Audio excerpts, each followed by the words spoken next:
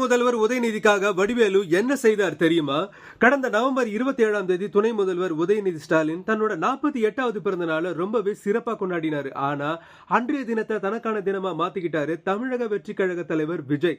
அதாவது அதிமுக முன்னாள் அமைச்சராக இருந்த செங்கோட்டையன் தாவேகாவுல சேர்ந்ததால அந்த செய்திகள் தான் ட்ரெண்டிங்ல இருந்துச்சு. இருந்தாலும் தன்னுடைய பங்குக்கு வடிவேலு ஒரு மிகப்பெரிய விஷயத்தை செய்திருக்காரு. அதாவது சென்னை பாரிமுனையில நடந்த பிறந்த நாள் கொண்டாட்ட விழாவில் எம்பி ஆர் ராசா, அமைச்சர்கள் சேகர் பாபு, அன்பில் மகேஷ் பொய்யாமொழி, மேயர் பிரியா உள்ளிட்டோர் கலந்துகிட்டாங்க. அப்ப வடிவேலு பேசும்போது உதயநிதி அரசியலுக்கு வந்த பிறகு அவருடைய உருவம், பேச்சு எல்லாமே மாறிடுச்சு.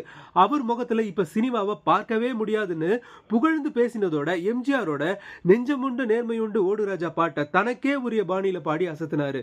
மறைந்த முன்னாள் முதல்வர் மு கருணாநிதியோடு சேர்ந்து தேர்தல் களத்துல கேப்டன் விஜயகாந்தை எதிர்த்து பிரச்சாரம் செய்த வடிவேலு இப்ப அடுத்த கட்டமா 2026 தமிழக சட்டமன்ற தேர்தலில் முதல்வர் மு க ஸ்டாலின் மற்றும் துணை முதல்வர் உதயநிதி ஸ்டாலினுக்கு ஆதரவாக தமிழக வெற்றி கழக தலைவர் விஜய்க்கு எதிராக பிரச்சாரம் செய்வாருன்னு எதிர்பார்க்கப்படுது.